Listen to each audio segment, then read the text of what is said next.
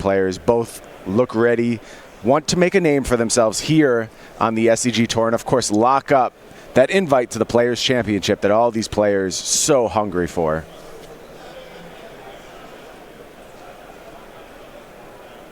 Dylon showing respect to both pho and sriracha, two of my favorite foods. Props there. Nice little one drop here from Chris. It's Night Market Lookout. That's about as aggressive as it gets and can still do a little bit of damage through an Arboreal Grazer. Meanwhile, Thornwood Falls over on Dylon's side, already about gaining that life, padding the life total a little bit. I think Chris was on a mulligan to 6 here. You see a nice little aggressive draw though, coming together. A Smuggler's Copter, Scrap Heap Scrounger, Night Market Lookout doing its thing early.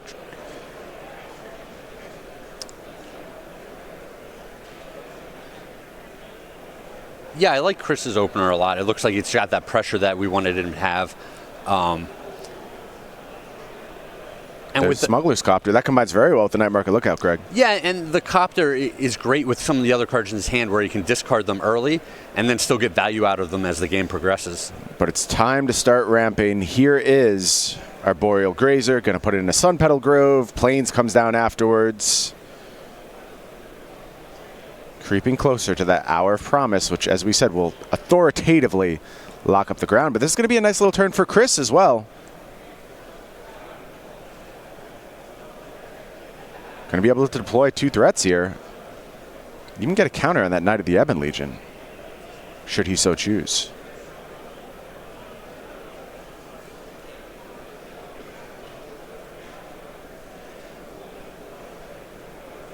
Thinking through his plays, you assume he wants to discard the Blood-Soaked Champion to the Smuggler's Copter? Yes. I like the play of, playing your 1-drop that's going to get a counter, playing your 2-drop because it has so much power, discarding the card that's easiest to bring back from the grid. Okay, and just get it later on. Seems fine. Here's Scrap Heap Scrounger from Chris. That's going to go ahead, crew up that Copter.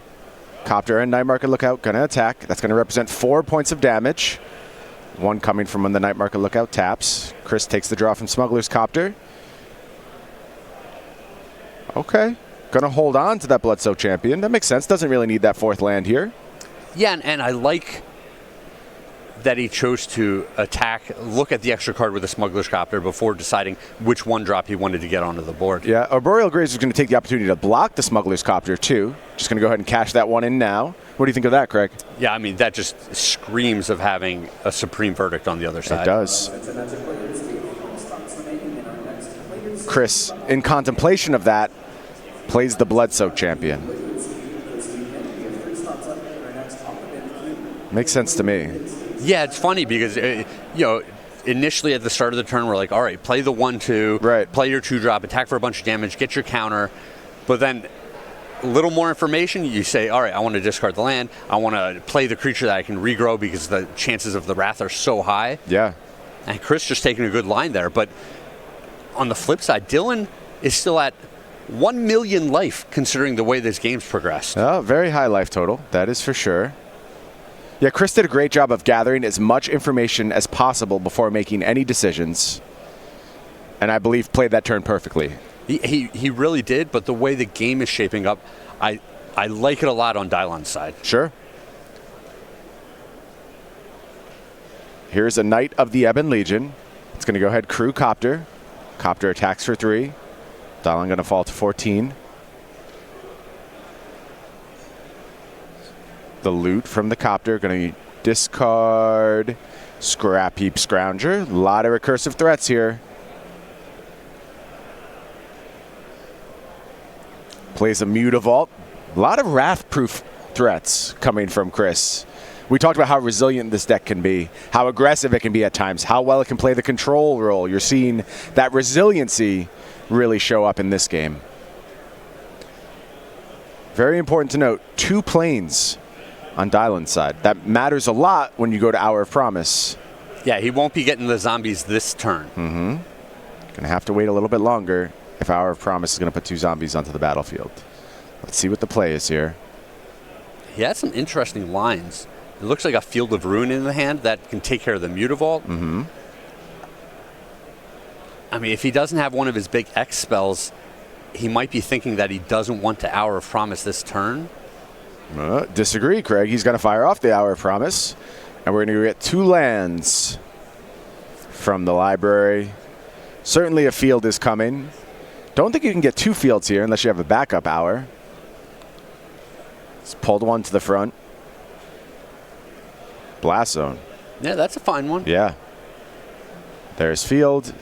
There's Blast Zone. As we mentioned, no zombies here because of double planes.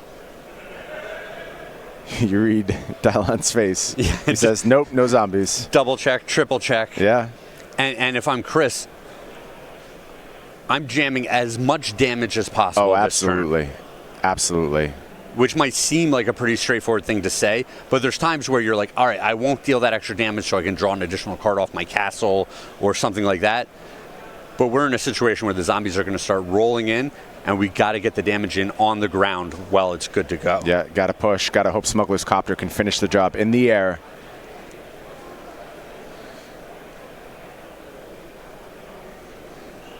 A land would have allowed Mutavault activation as well as Night Pump. Yeah, that would have been a lot of damage. It would have. Probably put the Mutavault in the Copter at that point. Okay, another Night. It's nice too. Crew up that Copter. And we're going to pump on Knight of the Ebon Legion. Makes sense. Maximize your damage. Smuggler's Loot. Discards another Copter. So this is a ton of damage, and these small creatures are actually out of range of just trading with zombies, which I like. Yeah, very important. Dylon down to just 4 life here. Takes a draw. I believe that's an Azorius Charm? One of in the deck. Yep. Keep in mind, too, Craig, players know deck lists at this point. There is a Settle the Wreckage in Dylon's deck. You know Chris is going to be thinking about that one. Yeah, and with no Night Market Lookout on the other side of the board, it's just all about attacking. How surprisingly good is Night Market Lookout in this deck? I'd say it's good, not great. But look, you see that card and you're like, this has to be a mistake. There must be a better one drop than this. And then you think a little bit more and it reveals itself to you. It is a card that I've cut from every draft deck ever. Sure. And I don't blame you. Here's a Tranquil Cove that's going to gain a life, put 1 zombie onto the battlefield. What kind of follow-up do we have here?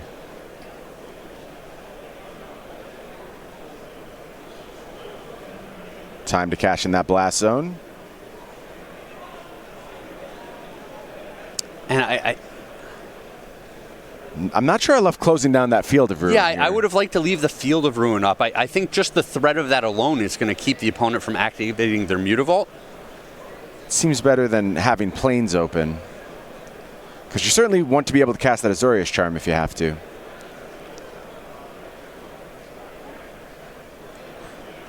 I will say I can't quite make out the last card in Dylon's hand, though. Well, and losing the Blast Zone in there meant that a Field of Ruin activation later will not result in a zombie. Very true.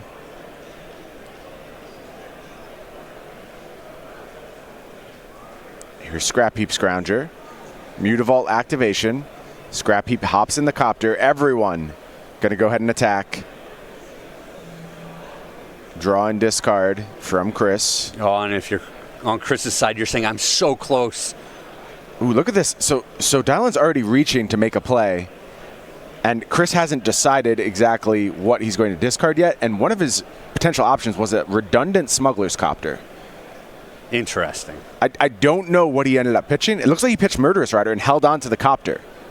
And I wonder if maybe Dylon tipped his hand just a little bit. There you see Azorius Charm on the Smuggler's Copter. That's going to go on top anyway, but still. No, I agree with you. I think that's super relevant. Chris is going to be able to play out the next couple of turns where if he's cagey about it, he gets to crew 1 Copter and attack, and the other Copter's already there for the next turn without Summoning Sickness ready to go. Exactly.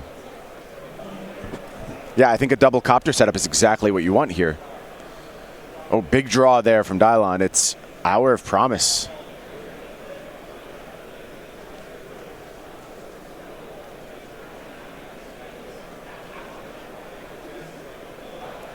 It's going to be good for a mess of zombies. Yeah, it's crazy how quick this deck goes from defense to offense with the zombie army. Yep. And I kind of want to see him get a Field of the Dead and another land that gains 1 life. Because that 1 life represents an entire extra turn against those smuggler copters. Yeah, that's a great point, Craig. Do we have another gain life land left? There was a smattering of them throughout the deck, so I'm not 100%. But I think we're about to find out. Ooh. This is an interesting one. Scavenging Grounds plus Field of the Dead. Didn't quite hit that zombie bonus. Can occasionally do that with this deck. It's rare, admittedly.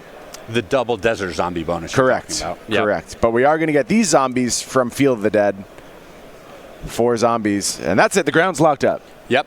You got to go to the air now if you're Chris. But we know Chris with a Smuggler's Copter in hand and a Smuggler's Copter on the top of the library as well. Here's Temple of Enlightenment. That's going to make 2 more zombies.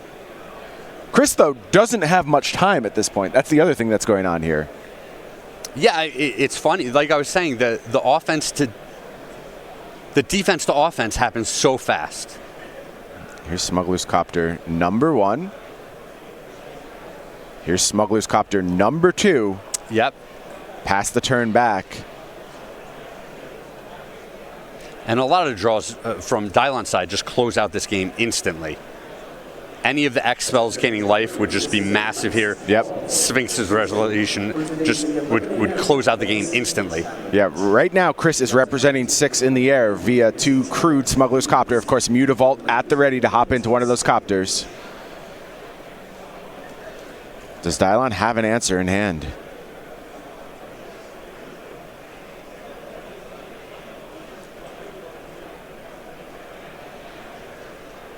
Pulling some lands around.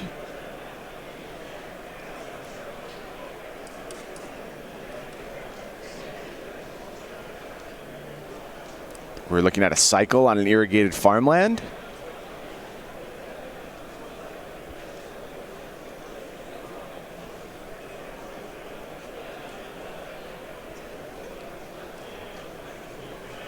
Yep. Time to cycle. Takes his draw. Land. Glacial Fortress, I believe. And what is that last card in hand, Craig? Can you make it out? Not 100%. It might be a promo Elvish Rejuvenator. Okay. It does look like a green card to me. That really can't yield any answers, though. Sure. Again, if he has another land that can gain him a life, he can take a line where he gains a life going up to 4. Mm-hmm. He uses Field of Ruin to blow up the Mutavault, and then he uses his Desert to take out the opposing graveyard, and potentially Chris can't crew up both copters on his turn. Okay, but he needs to have +1 life in order to get there. Yes. And it looks like that's what we're setting up. It is an Elvish Rejuvenator. We're going to take a look at the top 5. Forest, Arboreal Grazer, Oko, Supreme Verdict. Forest is not going to get it done here, Craig. And it's this close. I mean, look how many zombies he has on the board. He just needs 1 or 2 more turns.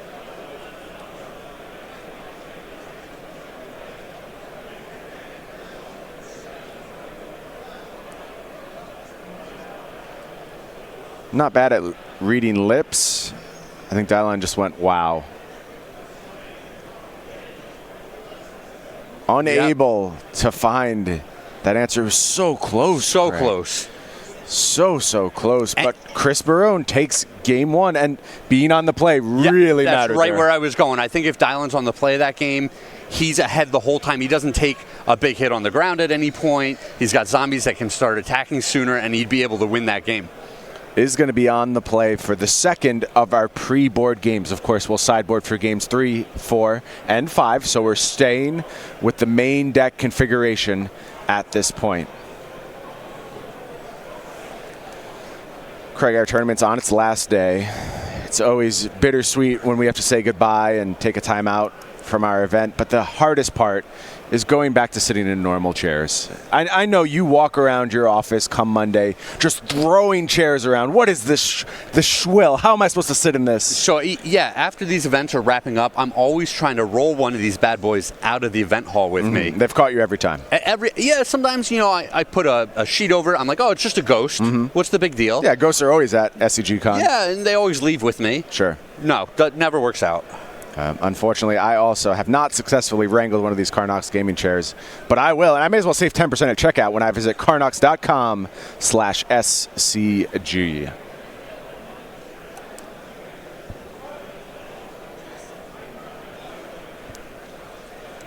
Adam Franzi, talked to him after his quarterfinals win.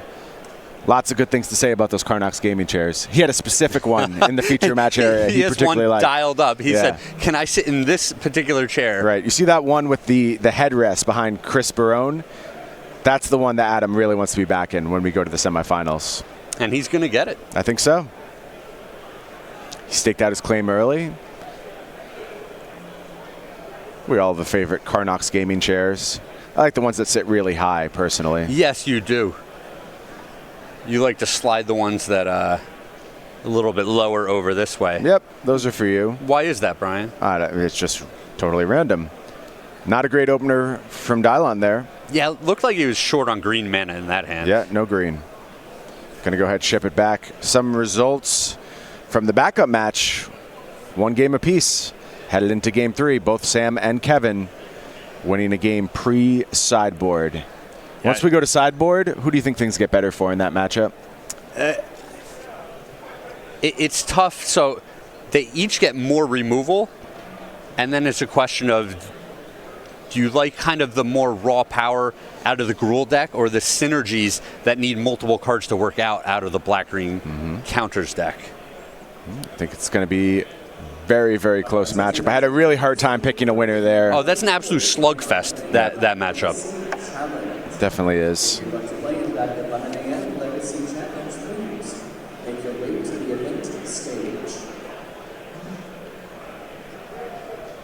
Really like the look of Dylon's deck, how he's built here. Most of these decks just maxing Teferi Time Raveler, playing somewhere between 3 and 4 copies. Dylon going with Oko instead. Yep. And I think that's going to benefit him in this matchup. Yeah, a couple of food lying around would have been pretty nice that game. Absolutely. You see how close these games can often be. But being on the play going to be a huge advantage here. It looks like both players on a mulligan to 6. There's that night market lookout Smuggler's Copter start for Chris again. I think there's a Thoughtseize rolled up there too. I like that setup. Yeah, both these players look like they have pretty good hands. Green-White Temple going to be the start over on Huckabone's side. Night market lookout to play from Chris.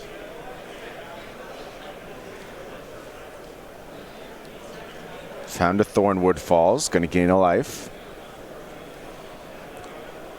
So it's worth noting, in that last game, Dylon did have another life gain land available, but that Scavenging Ground was going to be important as well. Had to control the graveyard. So you can see the tension in the decision there.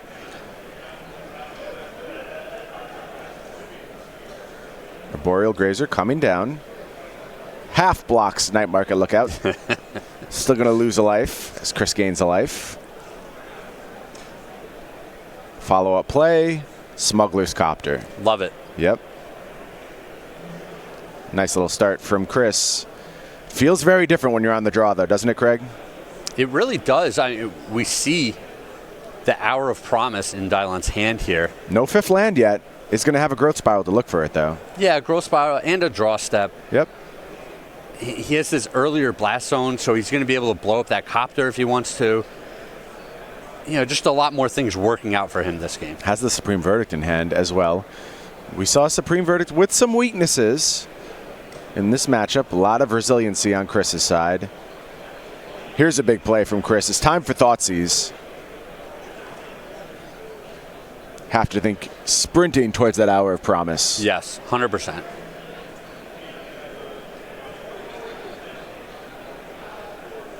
Dylon going to give him a chance to make a mistake. Hope maybe he takes a Growth Spiral. Supreme Verdict.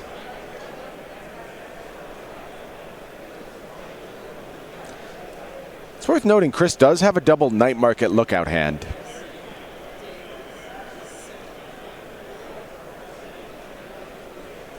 That is one of the few cards that is vulnerable to Supreme Verdict. Yeah, the Verdict or the Blast Zone on one.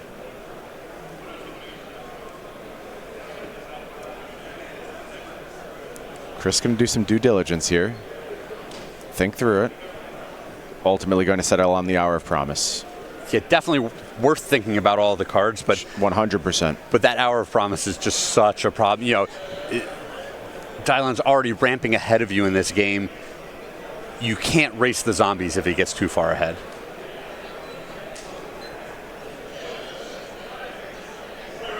Here's a Scrap Heap Scrounger.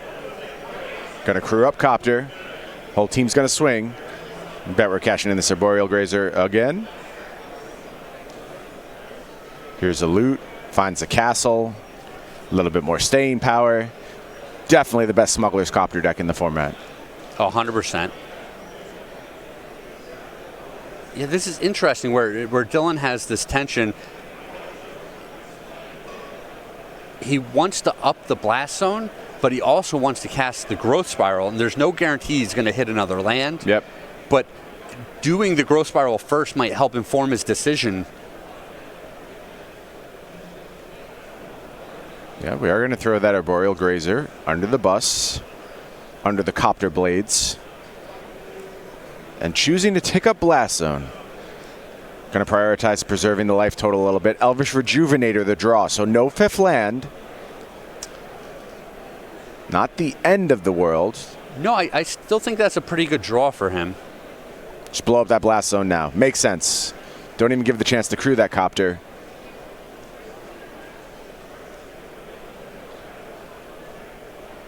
Now the turn passes back to Chris. Draws Fatal Push.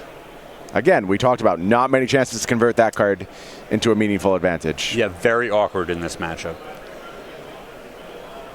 Night Market Lookout gets in for 2. Here's a backup Night Market Lookout. Castle Lockdwayne comes down, and Chris going to pass the turn back, taking advantage of the fact that he knows Dylon without a land drop thus far. Draws Growth Spiral. Going to play Elvish Rejuvenator.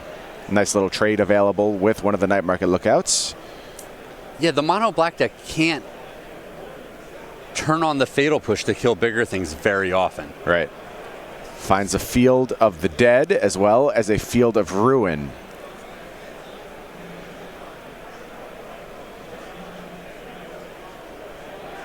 This is a pretty interesting line where he can set up his mana a little better, where he can double Growth Spiral at some point if he needs to.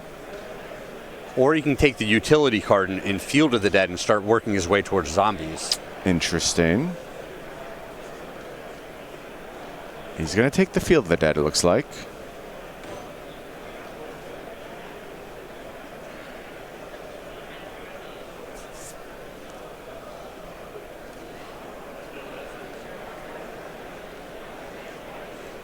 And Dylon just going to go ahead and pass the turn back. I think I like this line. So, with no Copter on the opposing side of the board, you just start need to get some zombies out. Sure. And you're going to lock up the ground. And you're probably pretty good from there. Knight of the Ebon Legion was the draw for Chris. 2 life loss for Huckabone. Of course, going to take a trade here.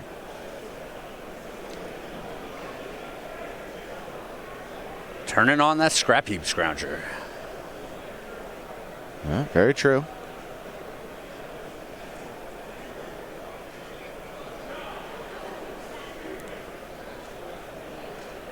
Now, Chris does know about that Supreme Verdict. So what do? Do you run out the Knight of the Ebon Legion? Do you hold back? Just go ahead and make a Scrap Heap Scrounger at the end of your opponent's turn? Yeah, so I think you force the opponent's hand. You run out your Knight here, and you say, I'm still representing the Scrap Heap Scrounger at the end of your turn. go ahead and Wrath right away. If you don't, I'm going to be attacking you for 7 next turn, put you on that 2-turn clock. Yeah, Chris also knows about the growth spiral too. So choking Dylan's mana has a lot of appeal, but not going to play the Knight, just going to pass the turn back.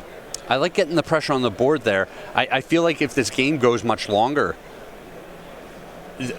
Dylan's not even going to need to Wrath.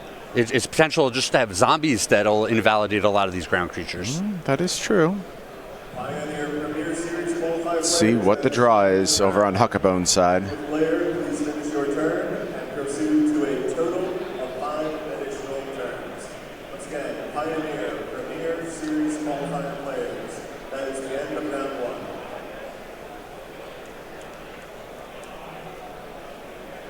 And it looks like he just passed. Yeah.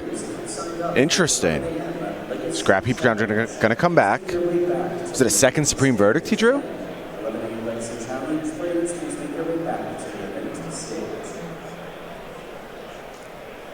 Here comes an attack for 4.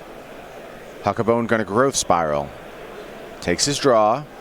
Hour of Promise. Usually thrilled to see that one. Not when you don't have a 5th land. Tough. Untapped 5th land would be huge here, but there's not a whole lot of options that do it because there's no basic land types on the battlefield yet. So all those tap lands are going to come in tapped. You really need to hit one of your basics or one of your shock lands here on this turn. Yeah, but if he finds that land, he can search for 2 deserts. He'll get 2 zombies off the lands that he searched for, 2 zombies off of the bonus from the hour, and then he's sitting pretty. Now, the Hour of Promise triggers if you have just 2 deserts in play, or do you have to have 3? It's been a minute since I looked at that card. Why don't we take a look at Hour of Promise? I'd love to see that one up on our screen. Played a lot of that card in Standard. Didn't quite make the cut in Modern. We thought it might. Search your library for up to 2 lands, then if you control 3 or more deserts. Yep. So going to miss on that. And miss the 5th land anyway, so just going to cast Supreme Verdict. Scrap Heap Scrounger comes back from the yard. And this is a disaster for Dylan. Yeah, really unfortunate. 30 lands in the deck, stuck on 4. Here's a Thoughtseize. Oh, that's brutal. Great draw from Chris, and for the second time has the option of denying Huckabone Hour of Promise, the key card in the deck.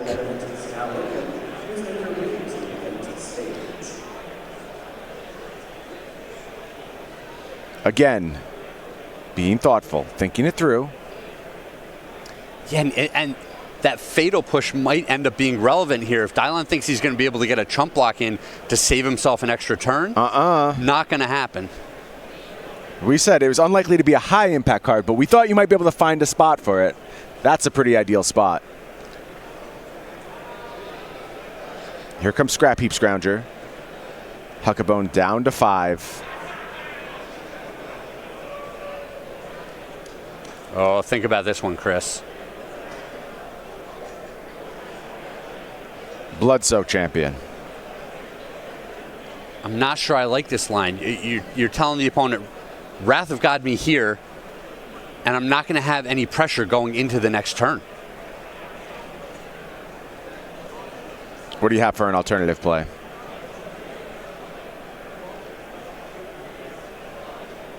I think it's that or nothing, right? I'd rather dictate to my opponent and force the choice he's going to have to make on this turn. Has to Wrath. I mean, you could try the Arboreal Grazer. You give your opponent the chance to mess up as well, right? If he just plays Arboreal Grazer, you got him. Uh-oh.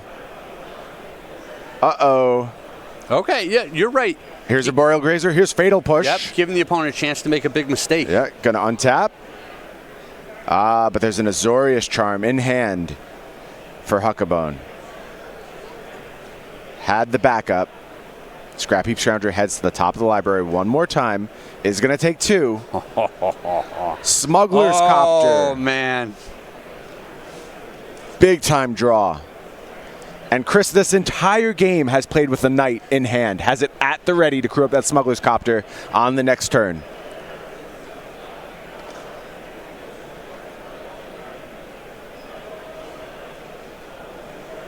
Going to play it here. Well, okay, you know you've got the Scrap Heap Scrounger coming. Exactly. That's fine. Again, force your opponent. Force your opponent's hand. Make them play how you want them to. And I think this is just too many diverse threats. man, the resiliency of cards coming back from the graveyard and the early pressure, the hand disruption, really all coming together for Chris in these first 2 games. And that is going to get a scoop, and that means Chris Barone up 2-0 before we head to sideboards. And Chris is the one who's getting dead cards out of his deck when it comes to sideboarding time. Wild stuff, a huge advantage for Chris as we head into Game 3. Why don't we go ahead and take a look at these sideboards there for Chris. You see 4 Noxious Grasp, 3 Legion's End, 2 Collective Brutality, Kalidas Trader of Get, and a Duress. Craig, what are you going to do if you're sitting on Chris's side? It's a little tough because you want to get all of these Fatal Pushes out of your deck, but potentially doesn't even have enough cards to bring in. So I like the 2 Collective Brutality, and I like the Duress, and these other cards are just kind of clunky. Like Legion's End is just going to be a worse version of Fatal Push to me. It costs more mana. Hold on. You get all the zombies from Field of the Dead. Oh, of course. That's a big difference. No, maker, you're right. So I'm sorry, I completely missed that. I would not want all 3 of the Legion's End. Okay. It's one of those cards where if you don't kill them, you know, you don't want multiple Legion's End in your hand early in the game. Agreed. You want to have a presence on the board. Every time you have a Legion's End in your hand, that's one less attacker that you're going to have on the board. So I can see bringing 1 or 2 copies of Legion's End. I think 3 is too many. I'm going to make a counter argument. In most instances, I would agree with you. And in standard matchups, I would often play it in that fashion. Obviously, Vampires versus Field of the Dead decks was a big part of that standard format, and I tended to be a little bit more conservative with my Legion's End numbers. But we have Smuggler's Copter, and I kind of hate the argument like, oh, you could always just discard it. People use it with like bad cards and Force of Will a lot of the times. But it is true. If you're just Legion's End flooded, you just convert that into something else. And it's such a big swing in so many spots when you're relying on your zombies to lock up the ground. I don't know. You might be able to talk me into the full 3 copies here. Okay. We'll have to see how Chris chooses to play it. Meanwhile, over on Dylan's side, we were looking at 2 Tireless Tracker, 2 Rest in Peace, 2 Glass Casket, 2 Teferi Time Raveler, 2 Dovin's Veto, a Knight of Autumn, a Lyra Dawnbringer, 1 Walking Ballista, 1 Return to Nature, and finally 1 Negate. Craig, what are you doing over on that side of things? Give me everything. It all sounds good, right? Yeah, I mean, not everything, but I think if Dylan is able to slow down and play a more controlling game where he says, Rest in Peace locks up your graveyard, Tireless Tracker is going to give me the card advantage when I'm going more 1-for-1, bringing in cards like Glass Casket. Knight of Autumn is going to be this versatile card, which can blow up a copter if it needs to. It can gain me life. It can just be a big body on the board. Lyra Dawnbringer is the biggest of bodies. Yeah, just this massive haymaker in the air. You're no longer vulnerable to the copter. It can gain you piles of life. Like, I like all of those cards. A card like Return to Nature, like they're not going to have a copter every time, and do you want to be attacking other aspects out of their deck? I'm not sure if that card is versatile enough. Well, you hit the graveyard too, which I think is important here. Well, I feel like a lot of times they've got a lot of things in the graveyard, and getting one of them isn't a real big deal. That's true. But you just see how good a lot of these other options are. Something like Glass Casket that just exiles the creature so that they can't rebuy it from the graveyard. Very effective. Yeah. So here's the thing. I talked about how I felt like Chris has a little bit more in post-sideboard games, and then we're listing all these amazing cards that Huckabone has access to. I see a lot of those cards as upgrades. You're still fundamentally doing the same thing. You're just replacing basically worse versions of those cards in your deck. On Chris's side, you're getting actual bad cards out of your deck. Sure, yep. And that's why I think Chris actually improves more than Huckabone does in these games 3, 4, and 5. Yeah, and part of the question is how many cards Dylan can actually take out of his deck. Right. We listed a whole mess of cards there, but if he starts sideboarding out 8, 9, 10 cards, does his deck still execute his game plan real consistently? He only plays 30 non-land spells, right? Yep. There's not really that much to work with here. So it'll be interesting to see how Huckabone wants to play this one as we head into Game 3. Well, Craig, it's my favorite time of the broadcast. We get to talk about buying Magic cards for a little while. You did make a land purchase today. I did buy a land. It was not a basic one. It was a non-basic land. Was it ever? It was an FBB Taiga. I needed another Taiga for my lands deck, so went ahead and picked that one up. I already had the basics I needed, but if I didn't, you could be sure I'd be heading over to go.starcitygames.com/sale and finding my basics there. All kinds of basic lands available, including my favorite type of basic land presently, the unstable basic land.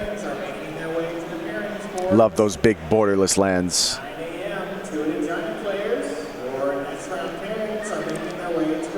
Players drawing openers here. A lot of lands, as is often the case. Oko, Return to Nature, the non-land cards in Dylan's hand. Yeah, tons of lands. This is one of the stressful points when you play these 30 land decks. You got to live off the top of your deck a little bit. Well, you look at these openers, you're saying, I need all these lands to execute my game plan. But also, there's so many lands still in my deck, there's a high likelihood that I continue drawing a lot of lands throughout this game. Sure, 25 left at that point. Assuming you didn't sideboard any out, which you often do, in Yep. fairness. So it could be a little bit lower than that. But both players disappointed with their 7. Going to go ahead and grab 6.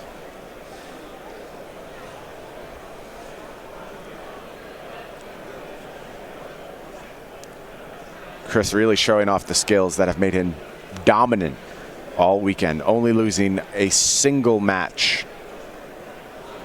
And that was not with this deck. That was with his modern deck, Humans. Well, and he paced the field by so much. It didn't matter when he lost. Well, he was able to triple draw at the end Right. of the day, I believe, which is just an absurd position to be in. Yeah.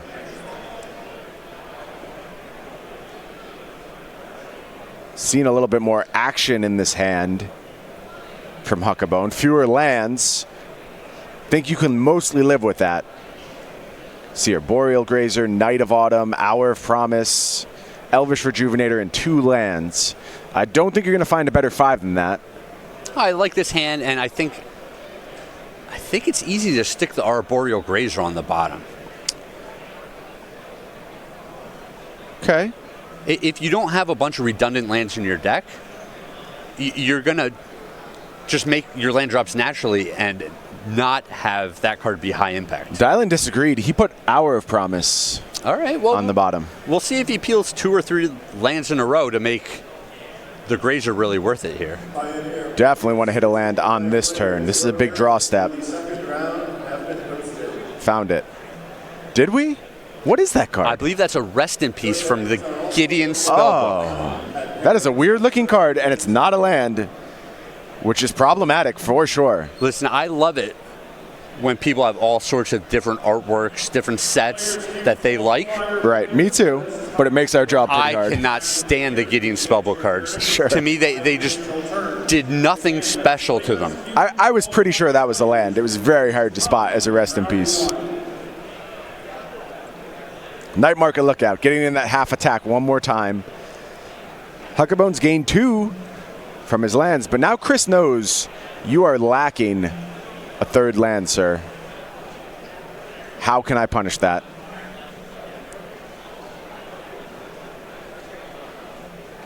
Does he want to go 1-drop, 1-drop? Does he want to play Smuggler's Copter? Has some options. It's like Mutavault into Smuggler's Copter, going to be the play. Passes the turn back, have to have a 3rd land here. Oh, It's another rest in peace. And you see the sigh from Huckabone. A shake of the head. And this one's starting to get away from Dylan. And this is not the way you'd expect these games to go, where the ramp deck playing 30 lands gets stuck on lands 2 games in a row.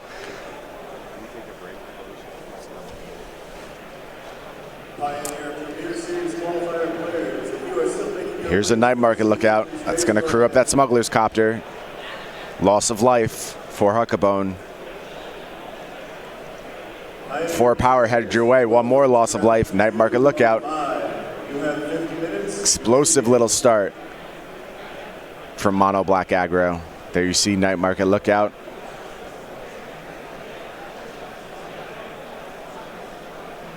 Not even a limited all-star. Barely made a dent in Standard. Shining in this Pioneer deck. You're really putting a lot of polish on those Night Market Lookouts. I think they've been very good in all these games.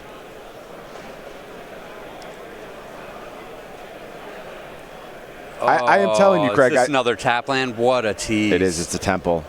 I saw this deck won the PTQ. First thing I did was a Scryfall search, seeing what 1-drops I could replace these cards with. Sure. I was right there with you, but the more I see it, the more I believe this is the correct 1-drop. There is that tapped green-white temple. So painful.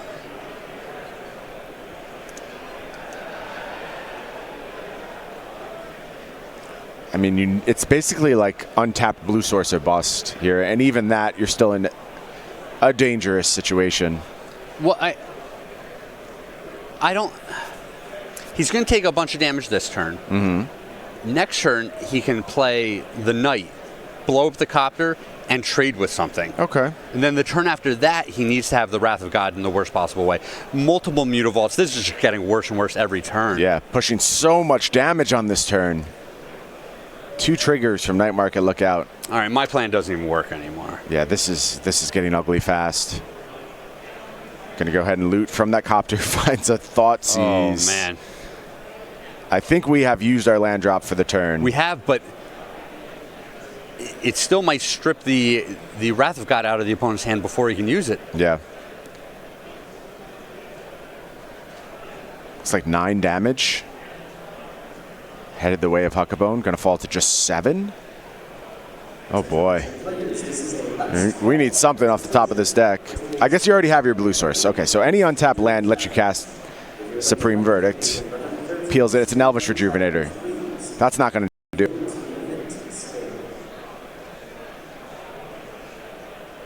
And I think that's it. Knight of Autumn, kill Copter. Then 2 Mutavaults get fired up. Everything crashes into the red zone. Oh, this is a rough way to go out. Yeah, he's going to show his hand, extend the hand, and Chris Barone rolls over Dylan Huckabone 3-0.